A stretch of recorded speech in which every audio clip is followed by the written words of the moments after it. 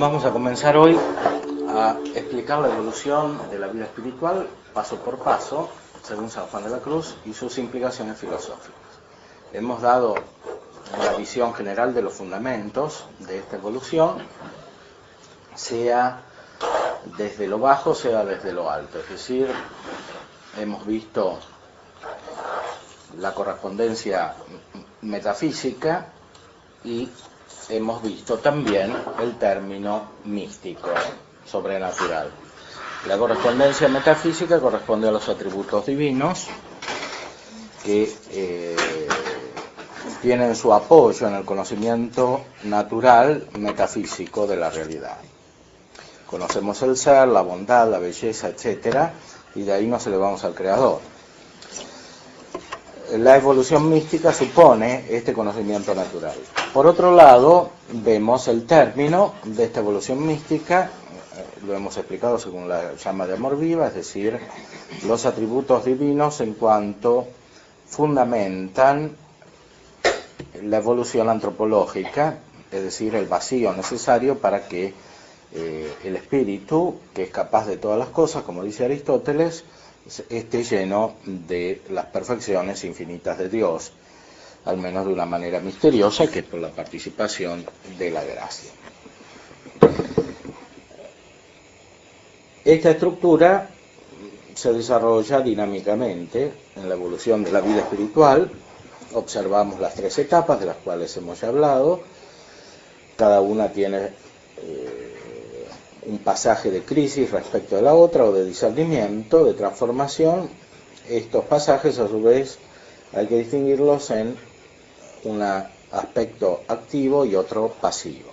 Está la noche activa del sentido, la noche pasiva del sentido, la noche activa del espíritu, la noche pasiva del espíritu.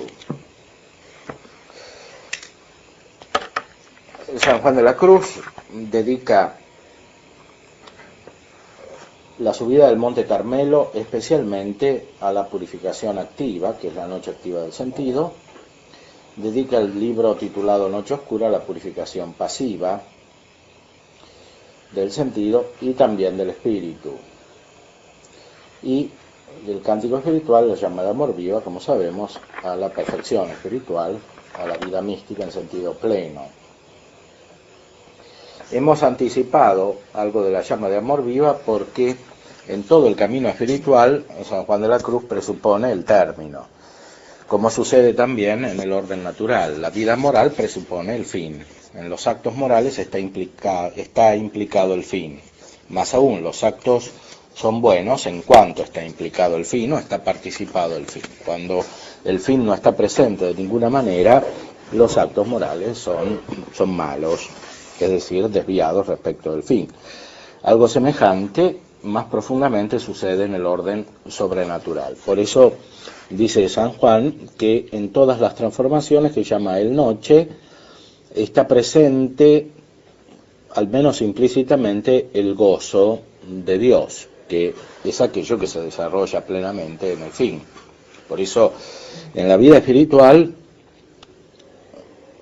el fundamento siempre es el gozo de Dios. El problema es que al principio la naturaleza humana no está preparada para recibir ese gozo de Dios en la forma conveniente, y por eso tiene que despojarse de todos los otros gozos que en realidad no son directamente de Dios, sino de las criaturas, sea en el orden natural, sea en el orden sobrenatural, porque, como explica el mismo San Juan de la Cruz, hay muchos fenómenos sobrenaturales que corresponden también a la alegría espiritual, al gozo espiritual, que sin embargo no tienen por objeto directamente a Dios, y de esto también hay que purificarse. No quiere decir que sean siempre malos, sino que no corresponden al gozo del fin, y por lo tanto es necesaria la actitud de desprendimiento para que pueda favorecerse, para que sea posible el movimiento real hacia el fin. El movimiento hacia el fin implica una transformación infinita, porque Dios es infinito, y el camino es, en cierta manera, infinito, y por eso a esta infinitud corresponde una separación total. San Juan de la Cruz lo expresa con sus nadas, nada, nada, nada, nada, etcétera, en el monte nada, como está en el dibujo de la subida del Monte Carmelo, que es la vía negativa que corresponde a la infinitud de Dios. Para conocer a Dios, filosóficamente necesitamos las dos vías, la vía afirmativa y la vía negativa, las dos están unidas, no se pueden separar, y lo mismo sucede en el orden sobrenatural. Hay una analogía natural y una analogía sobrenatural que parte de los efectos sobrenaturales, es decir, de los efectos de la gracia de Dios. Sea en la analogía natural, sea en la analogía sobrenatural, utilizamos las dos vías, la vía afirmativa y la vía negativa. Como dice Dionisio, maestro de San Juan de la Cruz y de todos los grandes místicos, las afirmaciones acerca de Dios son inexactas, en cambio las negaciones son exactas, porque cuando negamos sabemos lo que negamos, en cambio cuando afirmamos algo de Dios no sabemos lo que afirmamos, porque no lo conocemos en sí mismo directamente, que quiere decir de una manera conceptual.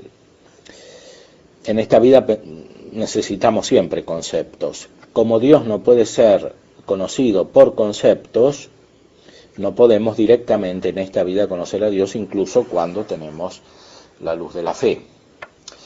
Eso no significa, sin embargo, que no haya un contacto de la inteligencia con Dios. Tratando acerca de la fe, Santo Tomás tiene una famosa frase que dice que non terminatur ad enuntiabilia sed ad rem. No terminan los enunciados de fe sino en la cosa, que es Dios. Las virtudes teologales, de las cuales la primera es la fe, son tales porque tienen a Dios por objeto.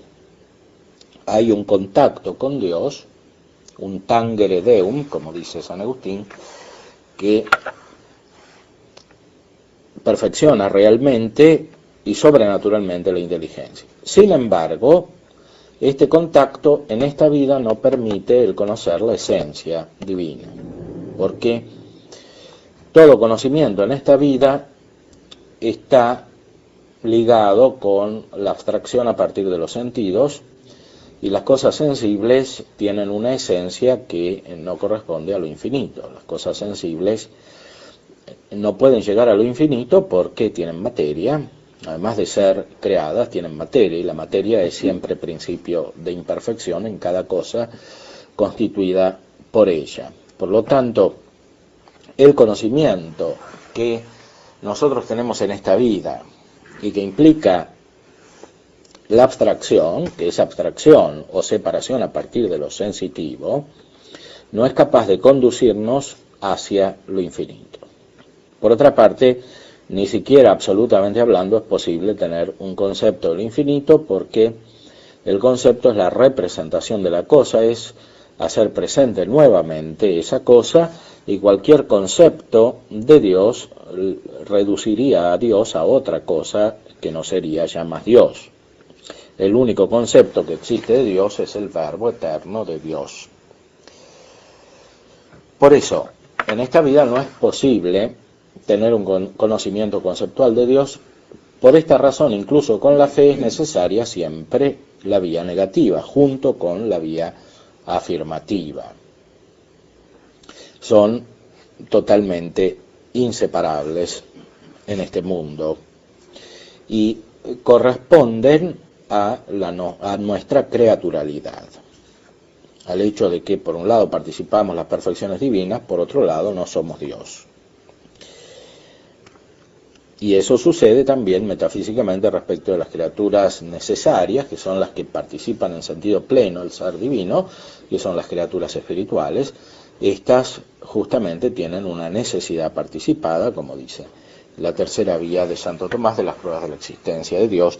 No son necesarias en el sentido divino, por lo tanto no poseen el ser en toda su firmeza, el ser no se autoposee en toda su plenitud. La vía negativa aparece al principio del camino espiritual como la que predomina, porque el espíritu humano, habituado a conocer a partir de las cosas sensibles, está muy lejos de Dios.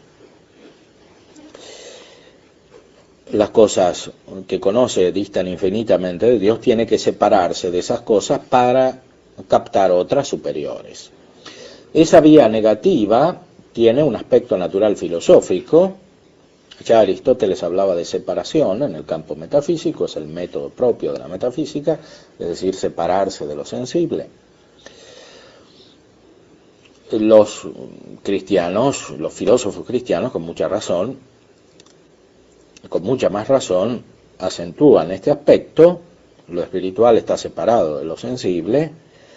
Incluso para conocer el alma humana, que tenemos inmediatamente unida, es necesaria la vía negativa, porque no la conocemos directamente en sí, en su esencia, como no conocemos todo lo que es espiritual, como no conocemos el ser. Lo espiritual es el ser necesario. En cambio, lo que no es espiritual, es decir, lo material, es posible, como dice Santo Tomás. Posible quiere decir que es variable, puede ser y no ser, y eso significa que no tiene el ser plenamente. Eso es, propiamente hablando, lo que significa la materialidad. Lo espiritual tiene ser, pero tiene ser participado. Tiene necesidad participada. Lo que es no puede no ser. Eso significa la necesidad. Pero en el caso de las criaturas espirituales, esta necesidad es recibida o participada, y por eso es limitada. Eso es justamente el significado de la distinción entre el ser y la esencia. Cuando comenzamos un camino para elevarnos filosóficamente y para elevarnos teológicamente, es necesario al principio usar más evidentemente la vía negativa, porque ninguna de las cosas que conocemos claramente es Dios. San Juan de la Cruz supone que la primera etapa de la vida espiritual es eminentemente filosófica, aunque sea producida por la gracia. Su consistencia es especialmente natural,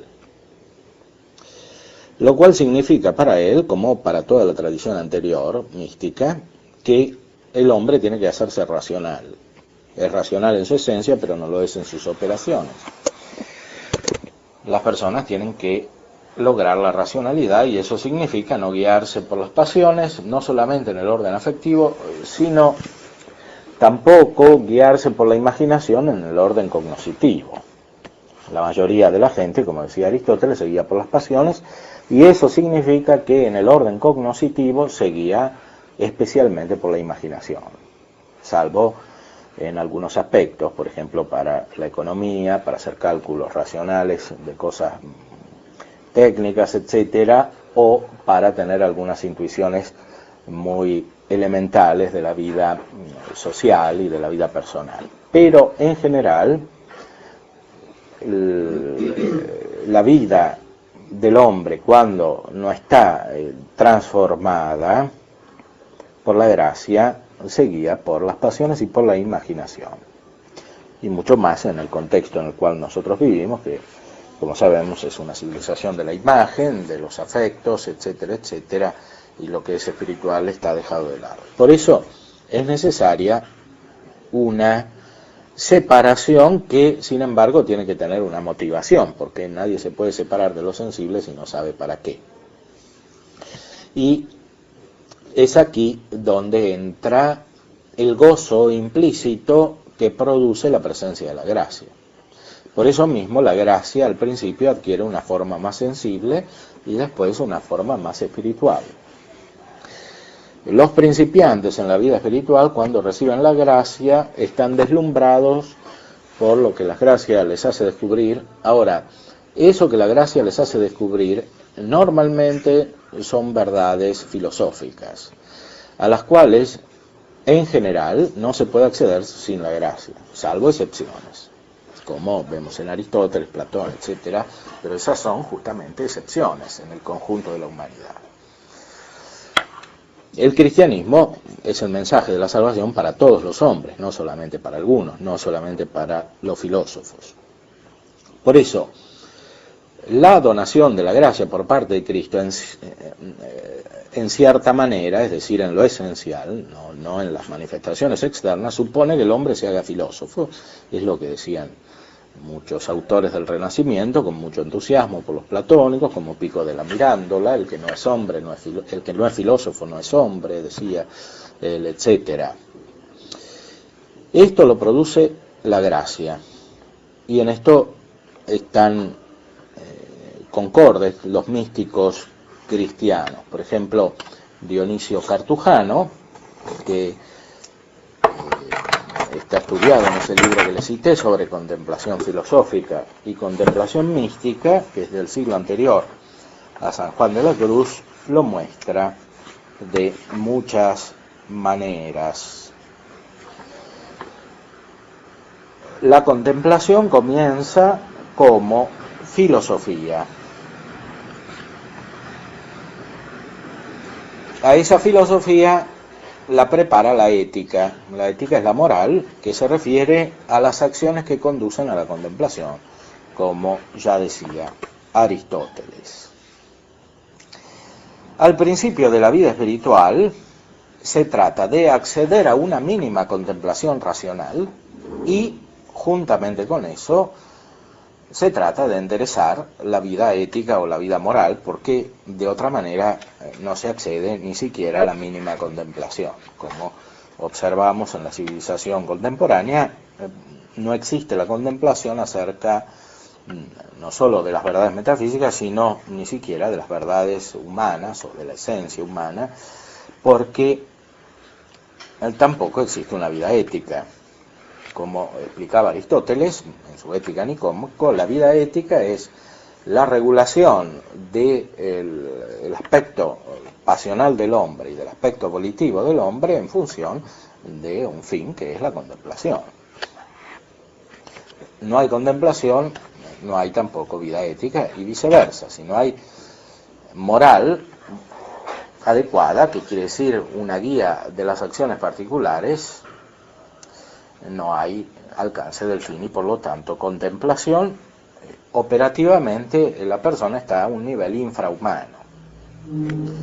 Lo primero que hace la gracia es eso, lograr que la persona elementalmente obre según su esencia humana, y eso requiere una regulación de la vida moral y una elemental contemplación. Esto es necesario tenerlo presente porque si se advierten desviaciones morales o si se advierte una perturbación importante en el campo del conocimiento, significa que no hay vida de gracia, sino una apariencia de vida de gracia o de vida cristiana, etcétera, pero no realmente una vida cristiana, porque la vida cristiana significa gracia, y gracia significa perfeccionamiento de la naturaleza humana. El Evangelio nos enseña a alcanzar a Dios perfeccionándonos. Sed perfectos como vuestro Padre Celestial es perfecto. Eso, por supuesto, significa la perfección sobrenatural divina, que es el término último, pero significa inmediatamente la perfección humana. Está en el sentido mismo de la encarnación, por la cual recibimos la gracia. Los primeros concilios, el concilio de Calcedonia, etcétera, y los padres de la Iglesia decían: Cristo es hombre perfecto. Hombre perfecto significa no solamente la perfección sobrenatural, sino la integridad de la naturaleza humana con todas sus operaciones. Por eso el que recibe la gracia a través de Cristo se perfecciona, y lo primero que produce este perfeccionamiento es que la naturaleza se regenere, cosa que no puede por sí misma. Eso es el sentido, lo dijimos, del pecado original. Por supuesto, como enseña Dionisio Cartujano en este libro sobre la contemplación, de Contemplatione, hay una diferencia grande entre la contemplación y por lo tanto la ética alcanzada de manera filosófica y la contemplación y la ética alcanzada por la gracia. Resumiendo, dice Dionisio Cartujano, una es fría y la otra es afectiva. Hemos visto que según Santo Tomás, en la Secunda, la vida contemplativa es vida afectiva, porque está guiada por el afecto, o sea, por el amor que nos conecta con aquello que todavía no podemos ver racionalmente.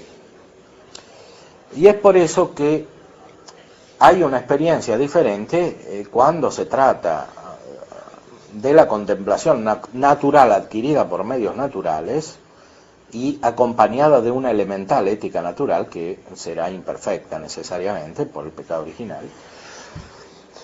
Y la contemplación, aunque sea referida a verdades naturales, adquirida de modo sobrenatural, es decir, por la acción de la gracia. El modo de adquisición corresponde a una sanación radical del espíritu que produce la gracia en el segundo caso y que no está en el primer caso. Los medievales usaban la expresión experiencia de Dios. Es una palabra que se usa también en nuestra época. El problema es que en nuestra época tiene connotaciones diferentes y por eso hay que discernirla, porque por una parte está la filosofía kantiana que habla de la experiencia, no podemos conocer nada más que lo que está en la experiencia posible. Eso significa que no hay metafísica y que radicalmente todo este camino del cual hablamos aquí no se puede realizar, porque es un camino negativo pero también afirmativo. Lo que dice Kant termina en la pura negación. Y además tenemos el influjo de la teología protestante, especialmente Schleiermacher a principios del siglo XIX, que identificaba la religiosidad con el sentimiento. Eso ya estaba también implícito en Kant, que era en cierto modo maestro de Schleiermacher. Ciertamente, la experiencia de Dios de la que hablamos aquí no es el sentimiento inmediato, o sea, el sentimiento de la naturaleza no transformada.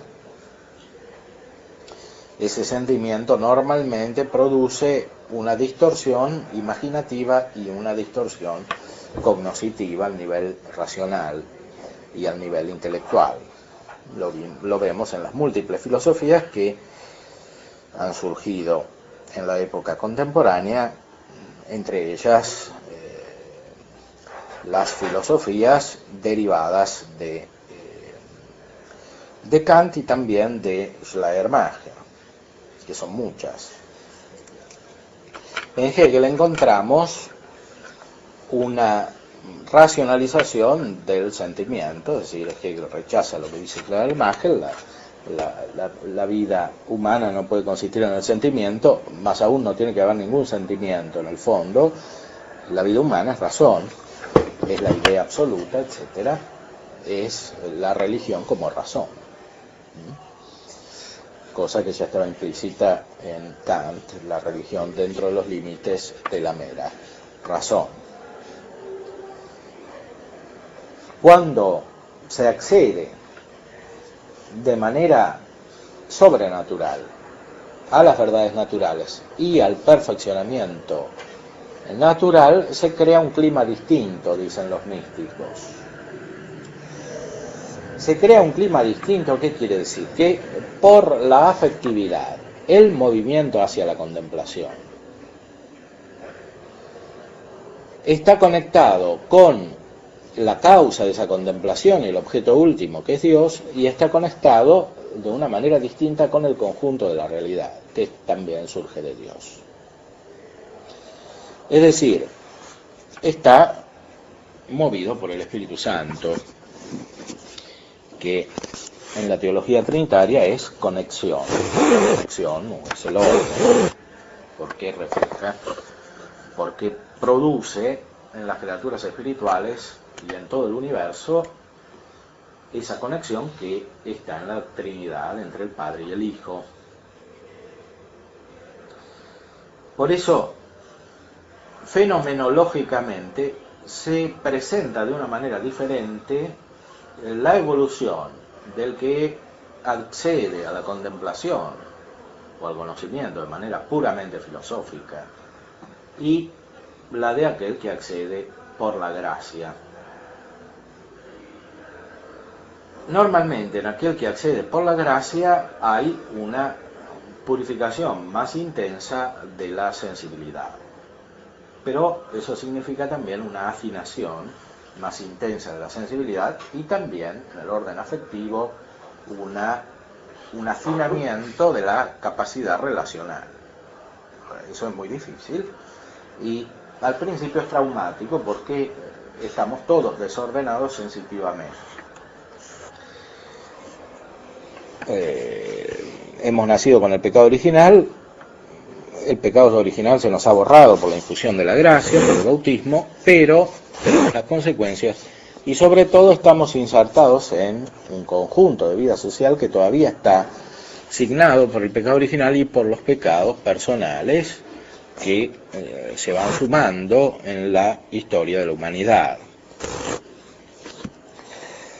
Por eso, nuestra naturaleza está realmente dañada, aun cuando está restaurada. Está dañada de una manera distinta. Cuando no está restaurada por la gracia, está esencialmente dañada, aunque no del todo dañada. Cuando está restaurada por la gracia, nuestra naturaleza está dañada en la capacidad de producir actos intensos, de manera tal que alcancemos la plenitud del desarrollo de la vida de la gracia y por lo tanto el desarrollo de la vida humana. Eso significa que todos estamos desordenados en la sensibilidad al principio. Y eso se manifiesta interiormente y se manifiesta exteriormente. Y por eso existen, por ejemplo, en esta época los psicólogos, porque la gente está desordenada. Y eso es general, no es una cosa particular. El problema es que hay psicologías como el psicoanálisis, la de Freud, que identifican el desorden general con la constitución última de la naturaleza humana. Es decir, la naturaleza humana tiene un aspecto racional y un aspecto impulsivo o un aspecto vital, identificando la vida con la vitalidad sensitiva, y eso está en conflicto, y ese conflicto es constitutivo de la vida humana. El conflicto no desaparece nunca, sino que se perfecciona, o tampoco se podría usar la palabra perfección, se sutiliza, podríamos decir. Freud, no hay perfección, no hay tendencia a la perfección. Tiene una obra que se llama Más allá del principio del placer y explica muy claramente varias veces que no se puede hablar de una tendencia a la perfección. Hay un dinamismo, sí, pero no hay algo superior, una especie de bien que esté al final. Por eso el título de otra obra que tiene él, que es el análisis terminable, pero también interminable, porque el análisis no termina nunca. Porque la naturaleza humana es constitutivamente esta lucha, usando una palabra que no es de Freud, dialéctica, pero que es de otros representantes de la cultura que se disgrega después del racionalismo. El racionalismo es conocimiento separado de la afectividad. La inteligencia por un lado, la afectividad y la voluntad por otro lado. Esa disgregación se va acentuando sus consecuencias en la cultura contemporánea y no puede ser sanada de otra manera que por medio de la gracia. No existe un método natural para sanar esa disgregación, salvo en aspectos externos, pero no en lo más profundo. Los que acceden a la transformación producida por la gracia tienen como característica fundamental que su voluntad es dócil. Su voluntad es humilde, dice San Juan de la Cruz y dicen todos los grandes autores espirituales. ¿Qué quiere decir humildad? Inmediatamente quiere decir algo de la sensibilidad. Quiere decir que la persona no es dura, usando una metáfora, y esa dureza significa la imposición de las propias ideas a la propia vida y a los demás de una manera extrínseca. El que mejor explicó eso dentro de los psicólogos que no se inspiran en el cristianismo es Adler. Alfred Adler explicó el mecanismo de la neurosis de esa manera. El neurótico es uno que se fabrica una realidad respecto de sí mismo en la cual él ocupa un lugar central respecto de los demás. Pero eso no corresponde a la verdad de las cosas. Es algo que está en la imaginación y está en la afectividad de este neurótico, que se cree superior y busca su propia superioridad y de esta manera distorsiona la visión de la realidad. Por supuesto, este neurótico no es una persona profunda, puede ser una persona naturalmente inteligente, pero no es una persona profunda, justamente es neurótico en cuanto prevalecen en él aspectos deformados de su imaginación y de su afectividad, y esos aspectos guían la conducta exterior.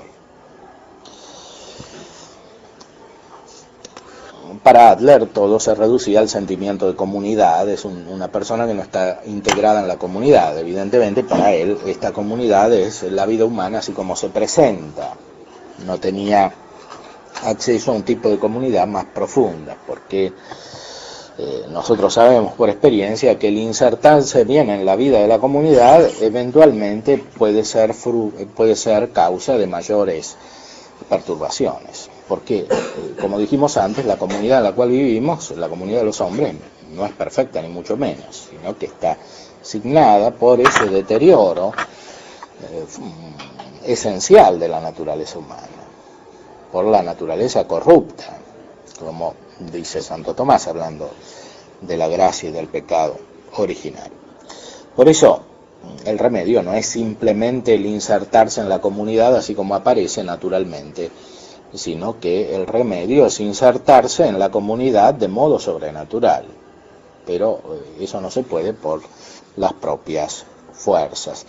Y aquí está esa diferencia radical entre el racionalista y la persona que va creciendo de manera humilde en la gracia.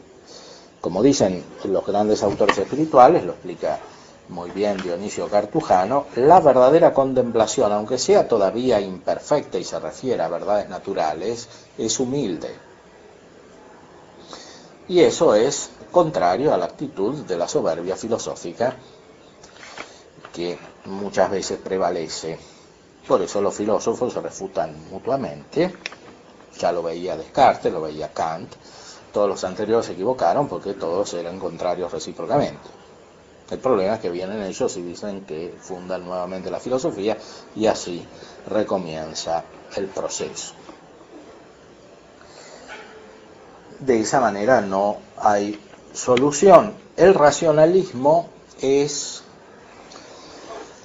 una especie de fragmentación neurótica de la contemplación, en la cual se va perdiendo cada vez más lo propio de la contemplación y queda el aspecto externo, que es metodológico, que es procesal en el sentido de un movimiento, un razonamiento, es lo que llamamos propiamente razonamiento.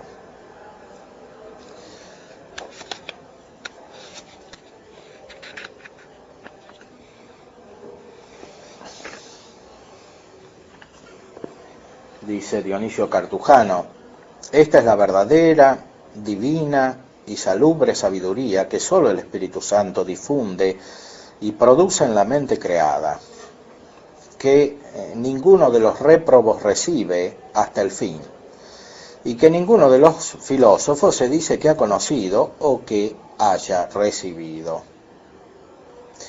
Sin embargo, más adelante muestra cómo lo que dijeron los filósofos sirve grandemente a la contemplación, justamente porque los aspectos naturales están integrados, pero con su debida relación y armonía dentro de la contemplación producida por la gracia.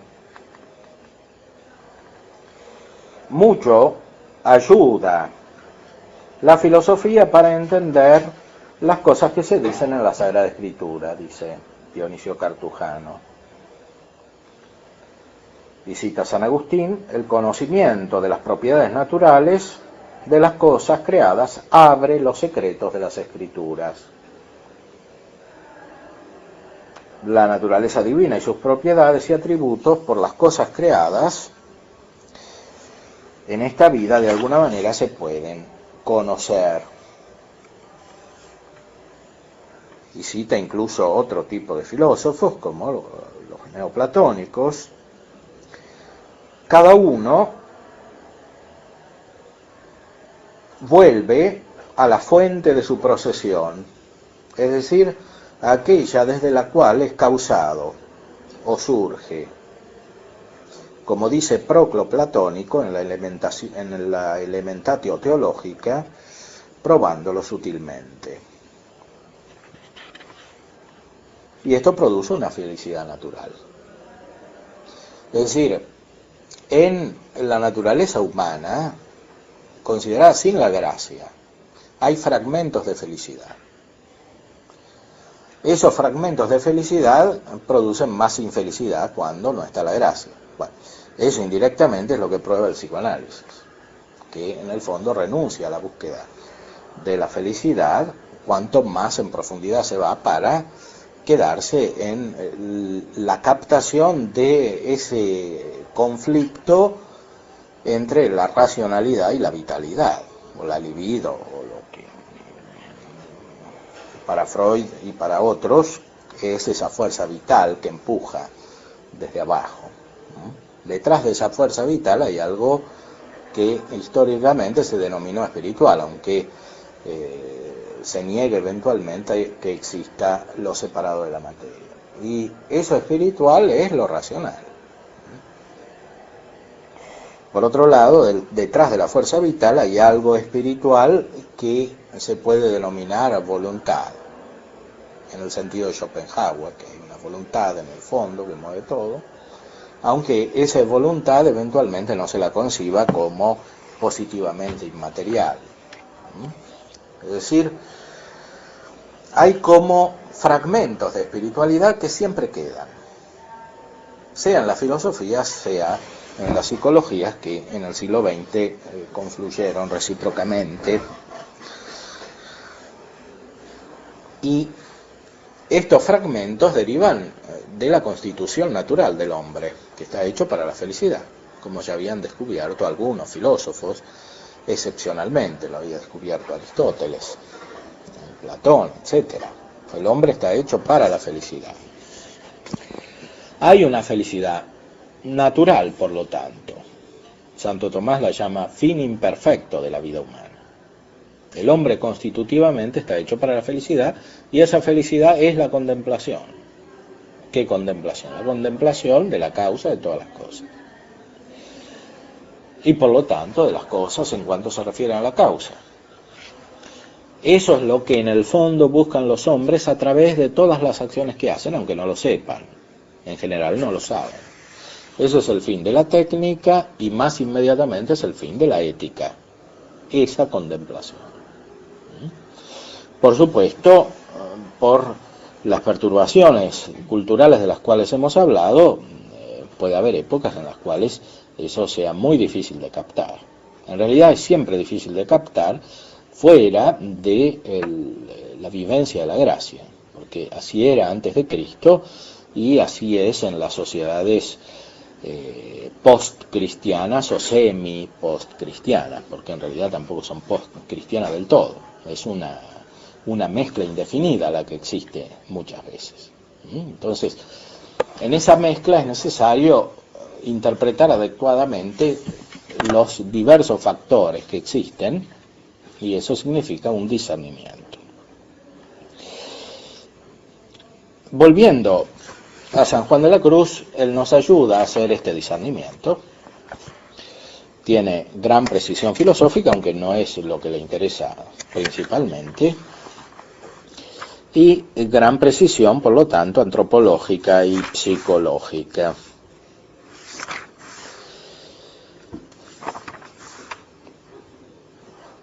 En la noche oscura, al principio, muestra la necesidad que tienen los principiantes en la vida espiritual, que repito, son todos los que tienen vida espiritual. Los que tienen vida espiritual quiere decir los que tienen la gracia de Dios. Los otros no tienen vida espiritual. Tienen vida espiritual natural fragmentada y conflictuada. Pero no tienen vida espiritual en el sentido de la gracia, que es la vida espiritual que viene del Espíritu Santo.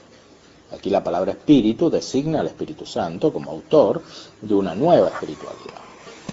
Bueno, los principiantes en la vida espiritual están desordenados, afectivamente, imaginativamente, e incluso racionalmente. Pero eso, podríamos decir, es demasiado pretender, hablar de una racionalidad ordenada. Aquí se trata simplemente de llegar a la racionalidad en todos los actos. Si está la gracia, hay una racionalidad elemental que se cumple, porque el que tiene la gracia cumple los mandamientos por la vía negativa y por la vía positiva. Amar a Dios sobre todas las cosas, etcétera, no robar, no fornicar, etcétera, etcétera. Sin ese cumplimiento de los mandamientos no hay vida de la gracia, porque, como dijimos antes, gracia significa perfeccionamiento humano. Y si no se cumple la ley moral, la ley natural, no hay perfeccionamiento humano alguno, y es, por lo tanto, una situación incompatible con la gracia. Si hay gracia, hay cumplimiento de la ley natural, al menos en los aspectos básicos. Por supuesto, la ley natural, como cada uno la conoce, porque esta situación produce también una perturbación en el conocimiento de la ley natural.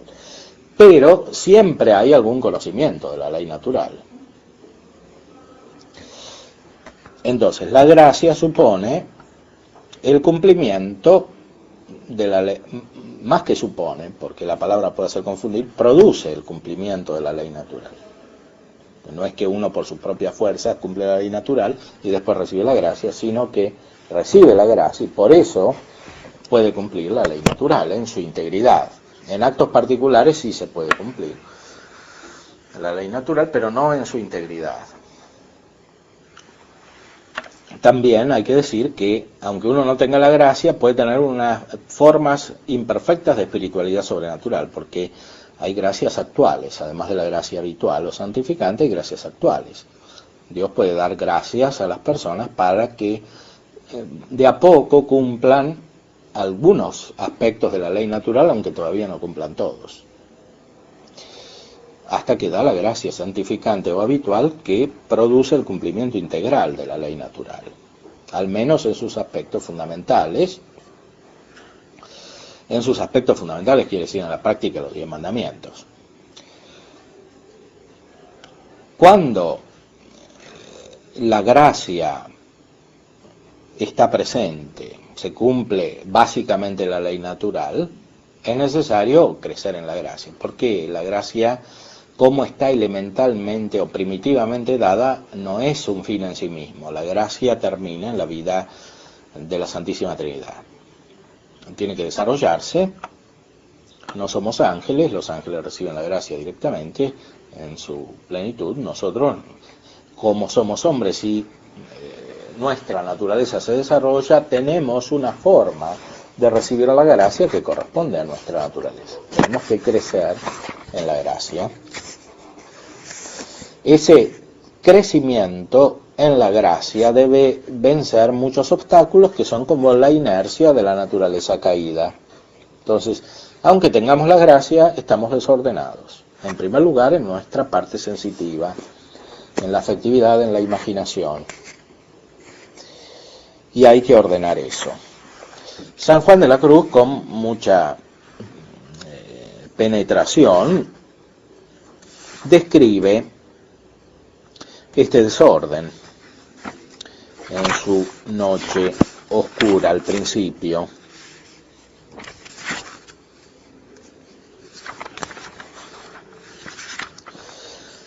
Describe las imperfecciones de los principiantes, según los vicios capitales. No según los vicios capitales entendidos como pecados mortales, sino los vicios capitales entendidos espiritualmente. ¿Qué quiere decir esto? En las personas que tienen la gracia, pero que todavía no viven completamente según la gracia. Aunque, repito, en lo básico, que son los preceptos del Antiguo Testamento, viven según la gracia. Porque el Nuevo Testamento por lo menos hace cumplir el Antiguo Testamento, que contiene los preceptos de la ley natural revelados claramente a la humanidad que estaba perturbada en su conocimiento incluso de la ley natural.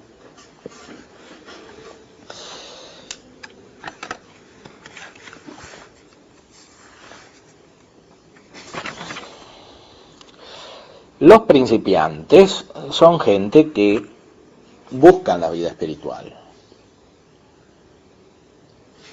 En esta noche oscura, dice en el capítulo 1 del libro primero, comienzan a entrar las almas cuando Dios las va sacando del estado de principiantes, que es de los que meditan en el camino espiritual, y las comienza a poner en el de los aprovechantes, que es ya el de los contemplativos, para que pasando por aquí lleguen al estado de los perfectos, que es el de la divina unión del alma con Dios. O sea, principiantes es gente seria para él. O sea, no gente que cuando se acuerda reza y cuando se acuerda recibe los sacramentos, y a veces va y a veces viene. O sea, gente seria, constante, que tiene una intencionalidad firme. Bueno, esos principiantes tienen muchos desórdenes. Los otros no son principiantes ni siquiera, en el sentido que dice San Juan de la Cruz. O sea, no tienen vida espiritual. Vida espiritual del Espíritu Santo.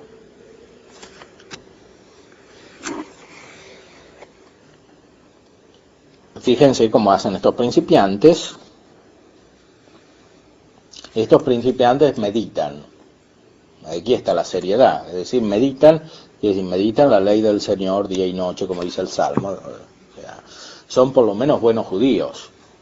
Es decir, hacen lo que decía Dios en el Antiguo Testamento. Pero lo hacen de una manera superior porque lo hacen respecto del Nuevo Testamento. De las palabras de Cristo, toman en serio la vida sacramental y la vida en la iglesia. Eso significa que estos son principiantes.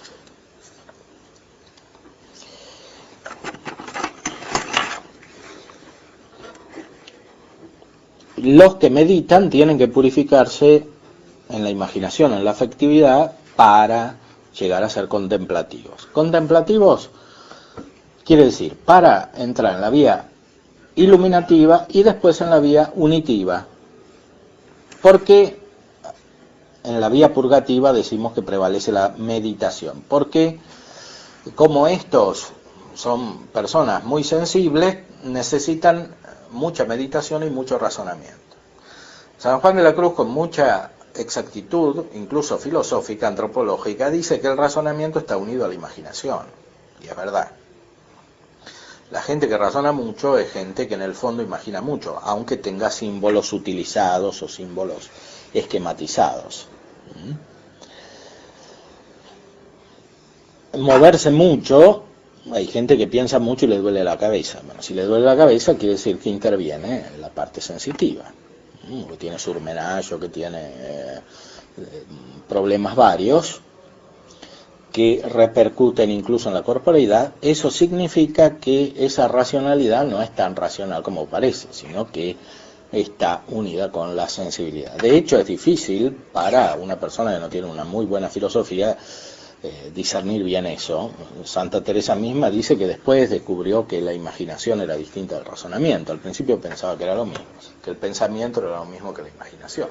Y la mayoría de la gente, si uno es realista, tiene ese problema, que no sabe discernir entre el pensamiento y la imaginación, lo cual, por supuesto, como es de imaginar o de pensar, implica muchas perturbaciones. Por lo tanto, para entender y declarar mejor qué noche sea esta por la que el alma pasa y por qué causa la pone Dios en ella, primero convendrá tocar aquí algunas propiedades de los principiantes, lo cual, aunque será con la brevedad que pudiere, no dejará también de servir para los mismos principiantes, para que, entendiendo la flaqueza del estado que llevan, se animen y deseen que los ponga Dios en esta noche, donde se fortalece y confirma el alma en las virtudes, y pasa los inestimables deleites del amor de Dios. Y aunque nos detengamos un poco, no será más de lo que basta para tratar luego de esta noche oscura.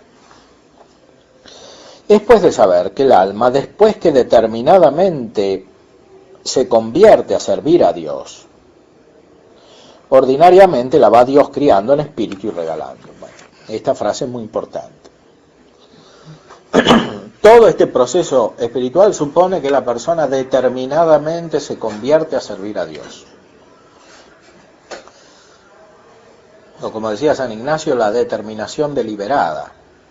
O sea, hay una decisión consciente en el camino espiritual. No es algo meramente espontáneo, inconsciente o un dejarse llevar. Hay una determinación de la voluntad, quiere decir una elección de la voluntad. Que no es propiamente la opción fundamental del fin, porque el fin es natural o sobrenatural, no es lo que se elige, como decía Aristóteles y Santo Tomás. Hay una elección del medio fundamental, que es la gracia. Ya antes hubo una elección de la fe, en cierta manera, porque la persona quiso creer, pero aquí se trata no solamente de creer, porque hay mucha gente que cree pero no tiene la gracia. Se trata de creer y tener la gracia, que es una cosa muy diferente. La fe, por supuesto, es gracia, pero no es toda la gracia. La gracia está principalmente unida con la caridad. Entonces, aquí se trata de elegir la gracia siempre que Dios la dé. Y Dios, sabemos, la da abundantemente, etcétera. Eso ya es misterioso.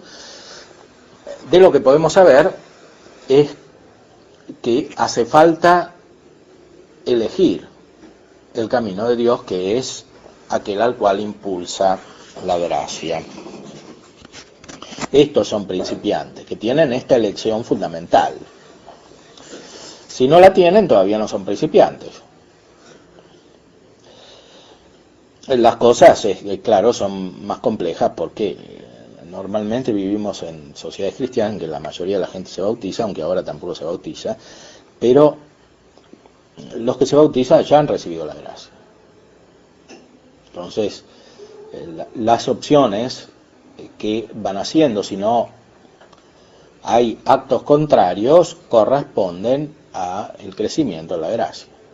Lamentablemente, el influjo externo produce muchas veces opciones en sentido contrario, influjo externo, por supuesto, unido a la voluntad del sujeto.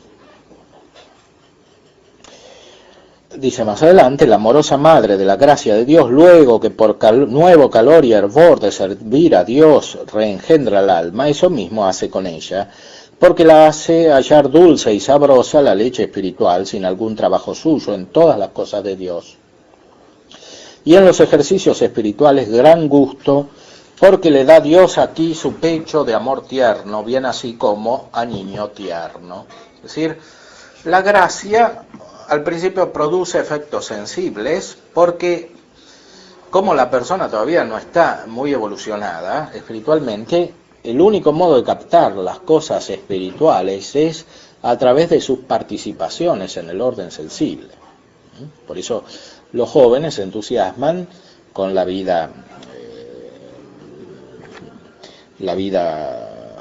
de la gracia, con la oración, con la vida en la iglesia, etcétera, pero en general ese entusiasmo corresponde a este nivel, salvo excepciones en las cuales la gracia puede actuar de una manera más especial. Pero normalmente, al principio, prevalece una vida espiritual muy afectiva, que quiere decir muy sentimental, aunque sea buen sentimiento, porque el sentimiento por sí mismo es bueno. El problema es que, dada la desviación que existe en el conjunto de la humanidad y las herencias en la persona, aún restaurada por la gracia del pecado original, ese sentimiento tiene aspectos que no son coherentes con el camino que conduce hacia la finalidad,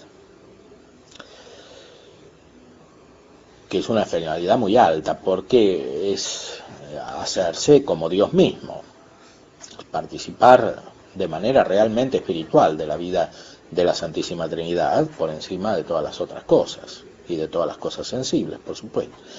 Pero los principiantes en la vida espiritual tienen estas características, Hoy lo podemos ver muy bien, la mayoría, podríamos decir, la mayoría de la gente que tiene vida religiosa normalmente está en este estado de principiante, sobre todo los jóvenes, pero también los adultos, porque no es una cuestión cronológica, no se trata de una evolución natural.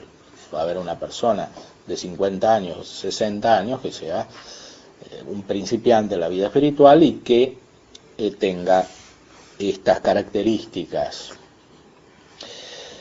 En la práctica las cosas son más complicadas porque una persona de 50 años, 60 años ya vivió mucho y si no ha crecido normalmente ha tenido otros problemas de índole espiritual y es probable que haya tenido también la pérdida de la gracia y eso produce perturbaciones nuevas. Sí. Usted recién hace referencia, digo, parecería que para que estos procesos se den, este proceso de, llamémoslo de principiantes, ya recién lo nombró en los jóvenes, hace falta una conducción, llamémoslo educadores. Creo que San Juan de la Cruz en algún momento él habla de director espiritual, maestros. Maestros, sí. Llamémoslo, si no solo... No, sí, claro, bueno, eso está en la naturaleza de la gracia misma, porque como hemos dicho, la gracia viene del Espíritu Santo, que es la conexión en Dios, y por eso nos conecta adecuadamente, eso es la vida de la iglesia. Entonces, para vivir internamente y externamente hace falta estar conectado con la vida de la iglesia, y para eso están los maestros espirituales. Normalmente los sacerdotes deberían ser los maestros espirituales, porque para eso han recibido la gracia del presbiterado.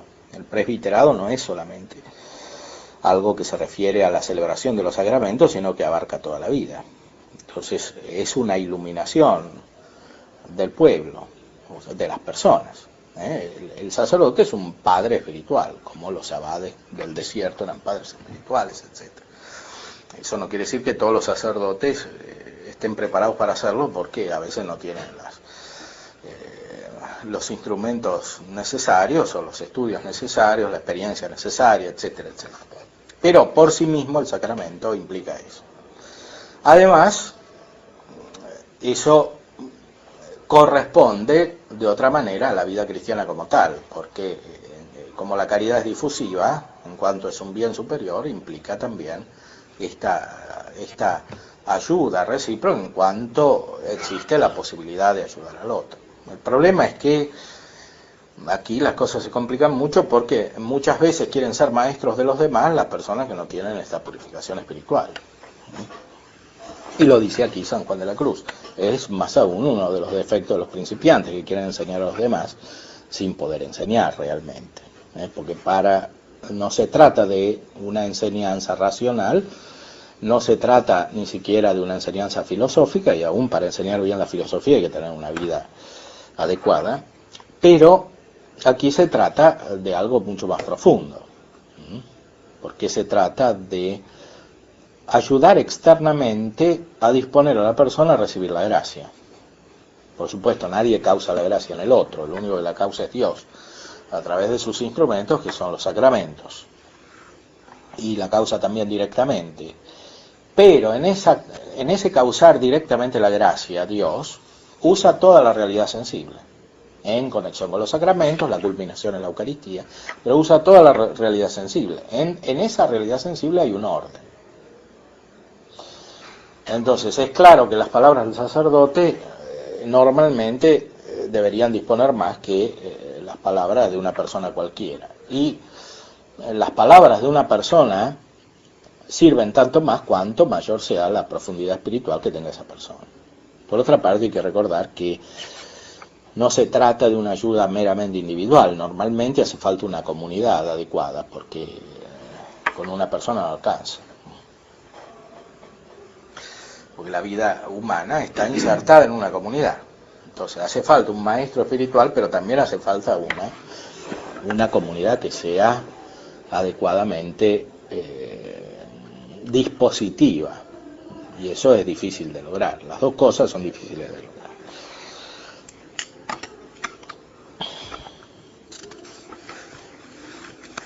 Extraordinariamente la gracia puede obrar en una persona que está sola. Pero no es lo que normalmente sucede. Tampoco es suficiente que una persona vaya a ver un maestro espiritual si tiene un ambiente totalmente hostil. Muchas veces el desarrollo de la vida de la gracia es muy difícil, lo vemos en las familias, etc. Entonces, al principio prevalece esta ternura en los ejercicios espirituales. Aquí la palabra ejercicios espirituales es una palabra común que usaba también San Ignacio, que significa acciones espirituales. Los ejercicios espirituales de San Ignacio son un método para elegir. No son un método de oración, propiamente hablando, son un método para elegir, es decir, para disponerse adecuadamente, cumpliendo la voluntad de Dios en modo tal que se posibilite este desarrollo de la vida de la gracia.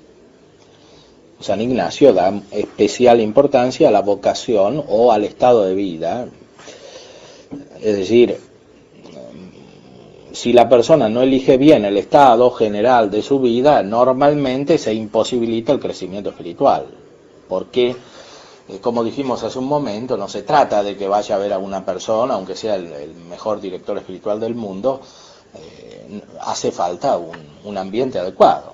Y si uno no elige bien, no se pone en el ambiente adecuado. Muchas veces se pone en el ambiente inadecuado, como los que se equivocan cuando se casan, etcétera, etcétera. Bueno, entonces, hace falta que las elecciones de los medios correspondan al fin, pero de manera sobrenatural. De manera natural es más simple. Está en la Ética Nicómaca de Aristóteles. Hay que cumplir las virtudes cardinales como se puede y uno se dispone para la contemplación natural. Pero de manera sobrenatural hace falta hacer eso por el impulso de la gracia. Hace falta experimentar ese impulso de la gracia, no directamente para la contemplación, que todavía no se puede tener, porque uno que hace ejercicios espirituales no ha llegado a la culminación de la vida espiritual, sino experimentar el impulso de la gracia respecto de ciertos medios, que son los más importantes, en conexión con el fin. O sea, en esos medios vislumbra anticipado el fin. Por eso hay cosas que al que hace ejercicio espiritual, ejercicios espirituales le producen consolación y otras cosas le producen desolación, etcétera, etcétera. El criterio radical es el mismo que está en San Juan de la Cruz, es decir, que la vida espiritual es conducción a la felicidad sobrenatural. Y por lo tanto, esa felicidad de alguna manera tiene que estar ya presente, porque si no, no puede haber conducción hacia la plenitud de la felicidad. El problema es que discernir la presencia de esa finalidad en las acciones que conducen a ella en plenitud no es fácil, es difícil.